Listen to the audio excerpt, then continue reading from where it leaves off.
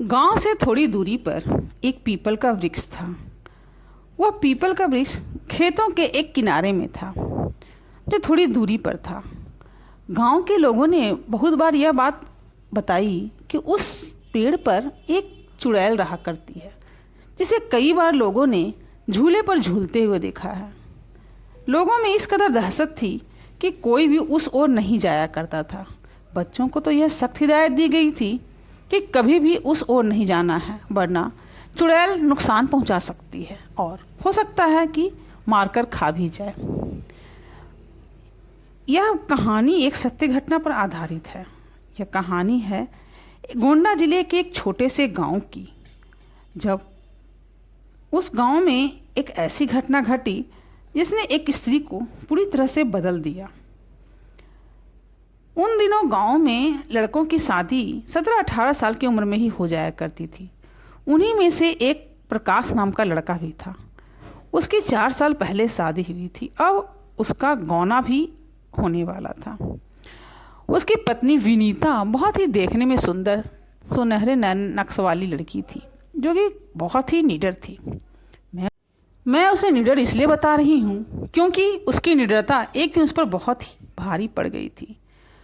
गांव में कुछ सालों पहले तक शौचालय नहीं हुआ करते थे और गांव की ज़्यादातर महिलाएं सुबह जल्दी उठकर अपने दैनिक कार्य के लिए खुले मैदान में चली जाती थी और इस समय वो अपने बेटियों और बहुओं को भी लिए चली जाती थी। वह जाती भी तब थी जब गांव के पुरुष सोए रहते थे। कुछ समय बीते तो प्रकाश की पत्नी ने एक खूबसूरत बेटी को जन्म दिया। बेटी करीब सिर्फ 5-6 दिन की ही थी। उस समय उसकी पत्नी सुबह अकेली उठकर खेत में चली गई और इसके लिए उसने अपने सास या ननद को भी नहीं जगाया। वह अकेली ही चली गई क्योंकि वह अपने आप को बहादुर समझ रही थी। लेकिन उस वक्त उन्होंने न तो हाथ में चाकू लिया और न ही माचिस। जिस घर में बच्चे का जन्म होता है, उसके बाद उस स्त्री को 1 वर्ष तक अकेले कहीं भी बाहर नहीं भेजा जाता है और न ही अकेले छोड़ा जाता है। और अगर वह कभी अकेले रहती भी है तो उसे अपने साथ चाकू या फिर माचिस रखना पड़ता है, क्योंकि सुबह सुबह किसी को साथ लिए जाने से शायद जल्द ही महिला पर पड़ जाता है, ऐसा लोगों का कहना है। वह अकेली चली गई और करीब बहुत देर के बाद वह अपने घर लौटी। जब वह घर लौटी तो उसका पति खाट पर सोया हुआ था। विनीता आई और उसने अपने पति को खाट से उठाकर नीचे पटक दिया और खुद खाट पर बैठ गई और जोर जोर से गाना गाने लगी। बगल के खाट पर ही उसकी एक बच्ची जोर जोर से रो रही थी, लेकिन वह गाना गाने में व्यस्त थी और उसे उसकी रुलाई सुनाई भी नहीं दे रही थी। यह देखकर प्रकाश चिल्लाने लगा। उसने उसे कहा कि तुम सुनती क्यों नहीं हो? देखती नहीं बेटी रो रही है, उसे उठाओ, वह रो रही है। फिर भी उसकी पत्नी ने कोई भी उत्तर नहीं दिया।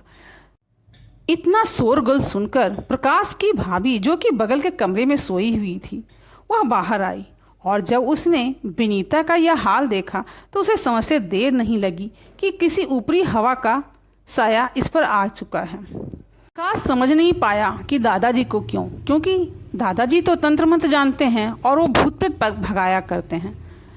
तब उसकी भाभी ने बोला, यह आवश्यक है और उन्हें तुम जाकर जल्दी से बुला कर लाओ। प्रकाश ने दूसरे बच्चे को दादाजी को बुलाने भेजा और वहीं बैठकर अपनी पत्नी के पास बैठा। जब उस प्रेतनी ने उसे देखा तो उस प्रेतनी ने उससे कहा, क्या तुम मुझसे शादी करोगे? यह सुनकर प्रकाश डर गया और प्रकाश ने बोला, क्यों? तब वह प्रेतनी बोली, मैं तुमसे शादी करना चाहती हूँ, करोगे क्या?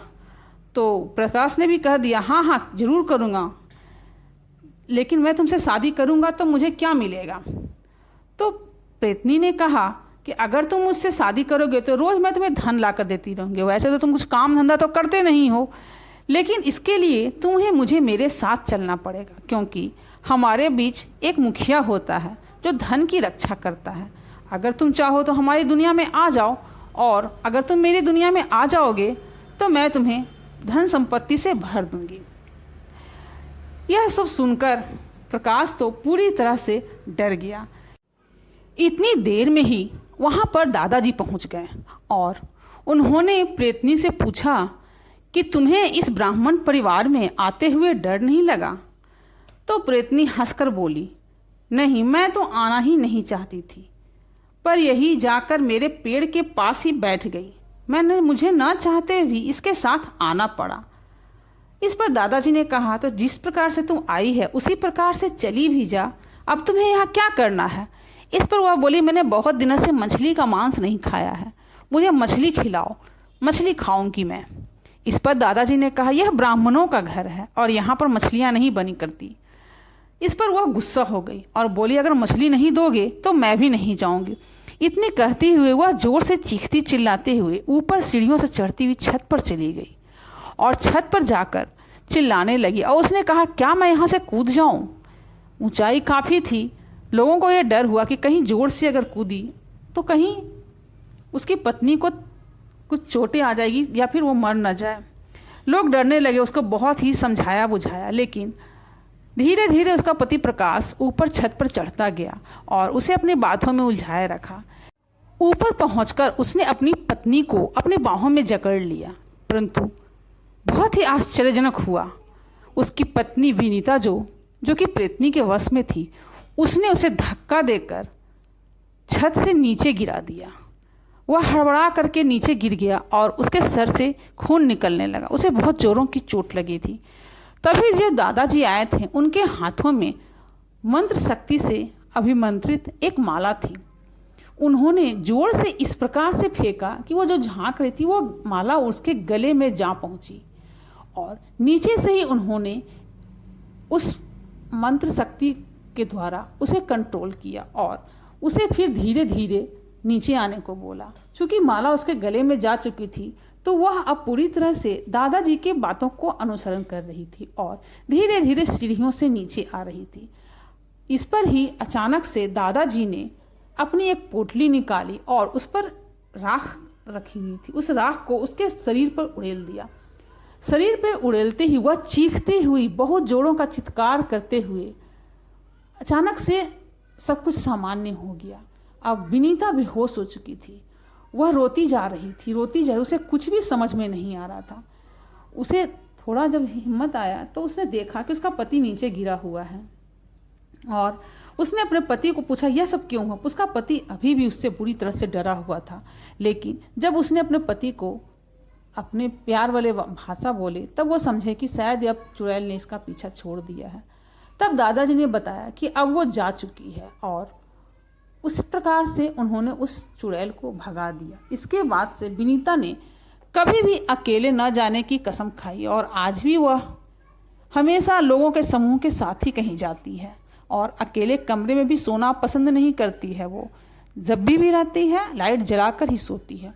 डर ने उस पर इतनी ज़्यादा काबू पा लिया है कि वह इन चीज़ों को याद करके अभी भी उनकी दहशत उसके चारों ओर महसूस होती है। लाइक, शेयर और सब्सक्राइब करें।